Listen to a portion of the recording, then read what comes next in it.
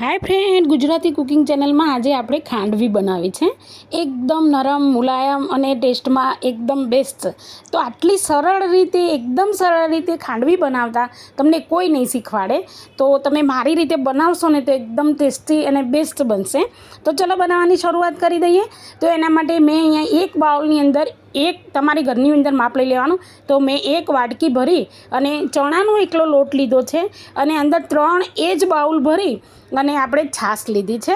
તો આ બંને વસ્તુને આપણે સારી રીતે મિક્સ કરી લેવાની છે। આ રીતે અંદર ગુટલી ના રહે એ વસ્તુનું ધ્યાન રાખવાનું છે।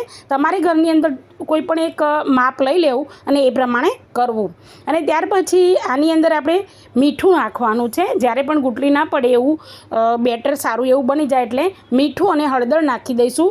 એના પહેલાં આપણે અહીંયા એક આદુનો ટુકડો અને મરચું લીધું છે લીલું। તો આને ખાંડી અને આની પેસ્ટ બનાવી દીધી। તો એ પેસ્ટને અંદર એડ કરવાની છે। જો તમે લસણ ખાતા હોય તો એડ કરી શકો છો। મેં અહીંયા સ્કીપ કરેલું છે। અને આપણે આગળ કહ્યું એમ મીઠું અને હળદર જ નાખવાની છે। બીજા કંઈ જ મસાલા આમાં આવતા નથી। અને આને સારી રીતે મસ્ત રીતે મિક્સ કરી લેવાના છે કે જેથી કરીને બધાનો ટેસ્ટ છે ને એકદમ અંદર રસની અંદર આવી જાય। તો આ રીતે હલાવી અને આપણે બેટરને એક બાજુ મૂકીશું।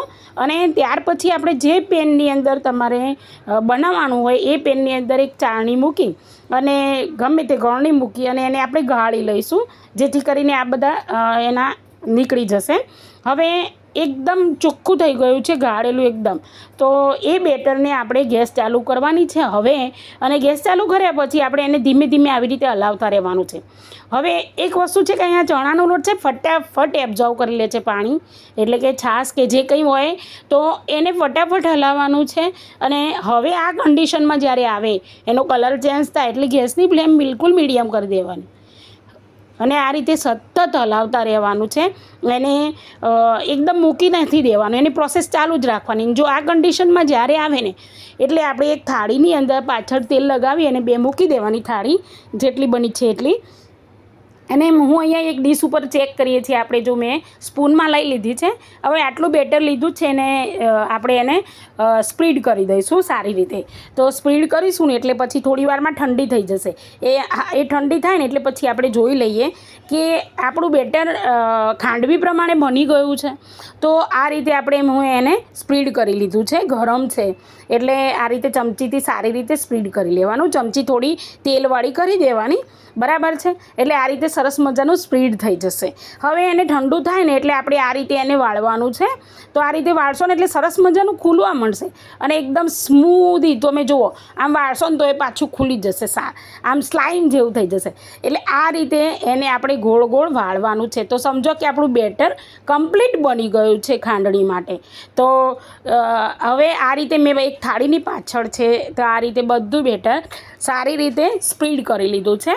હવે આ બેટરને આપણે શું કરીશું, ઠંડુ થાય ને પછી પીસીસ કરવાના છે। ખાંડવી જેટલી એમ કે સાઇઝમાં બનાવી હોય એ પ્રમાણે આપણે એને પીસીસ કરી લીધા છે બધા અહીંયા। હવે બેટર ઠંડુ પણ થઈ ગયું છે। તો હવે આ પીસીસ કરી લીધા પછી એકદમ સાવધાની રાખી અને સારી રીતે આ રીતે રોલ કરવાનો છે એનો। તો આ રીતે મસ્ત મજાનો રોલ કરતા જવાનું। તો એક એક પીસ કેટલો સરસ રોલ થઈ ગયો જુઓ। બહારથી લાવો ને એવી જ ખાંડવી ઘરે બનશે એકદમ સરળ રીતે। આમાં કંઈ વધારે પ્રોસેસ કરવાની જરૂર નથી। જો બધી ખાંડવી મેં વાળી લીધી છે, કેટલી એકદમ ક્લીન અને એકદમ સોફ્ટ અને તમે જુઓ શાઇનિંગવાળી મસ્ત બની છે। તો હવે આપણે એનો વઘાર કરવાનો છે। તો જો હું તમને ખોલીને બતાવું, આખી ખોલી દેશો ને ફરીથી વાળશો ને તોય વળી જશે, આખી રિબિન ટાઈપ છે। તો એની વચ્ચે ક્યાંય પણ એમ કે તૂટે નહીં એટલી મસ્ત એવી બની ગઈ છે। જો આપણે એક ડીશમાં એને ગોઠવી દીધી છે। હવે આપણે એનો વઘાર કરીશું। તો વઘારની અંદર મેં અહીંયા તેલ લીધું છે। તો પ્રમાણસર તેલ લેવાનું છે। હું ચેક કરી લઉં કે આવ્યું છે તેલ કે નહીં।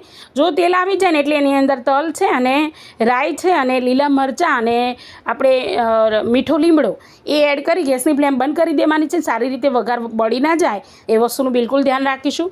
અને આ રીતે એની ઉપર વઘારને એડ કરવાનો છે સારી રીતે। તો બધો વઘાર એડ કરી દેશો ને પછી તમે જોજો આમ બહારની તમે ખાંડવી બિલકુલ ભૂલી જશો અને એમ થશે કે ખાંડવી બનાવી એમાં શું, હું તો ફટાફટ બનાવી દઈશ. એવી રીતે તમે ફટાફટ બનાવી શકશો. તો જો આ રીતે બેસ્ટ એકદમ બેસ્ટ ખાંડવી બની ગઈ છે. આટલા સરસ વિડીયો બનાવું છું, પ્લીઝ સબસ્ક્રાઈબ કરવાનું ના ભૂલતા પ્લીઝ, અને લાઇક કરજો ને કોમેન્ટમાં તમે મને જણાવજો કે તમને મારા વિડીયો કેવા લાગે છે અને તમે ક્યાંથી જોઈ રહ્યા છો. તો આપણા ગુજરાતીઓની ફેવરેટ અહીંયા ખાંડવી બની અને તૈયાર છે. તો અહીંયા મેં એક જ ડીશ બનાવી છે, હવે પછીથી બીજી ડીશ બનાવીશ. તો આ રીતે હું તમને બતાવું કે જો કેટલી મસ્ત એવી, અને આપણે એની ઉપર થોડું કોપરાનું છીણ છે ને એ સ્પ્રિંકલ કરી લેવાનું છે. તો ફરીથી મળીશું આવતા વિડીયોમાં, બરાબર.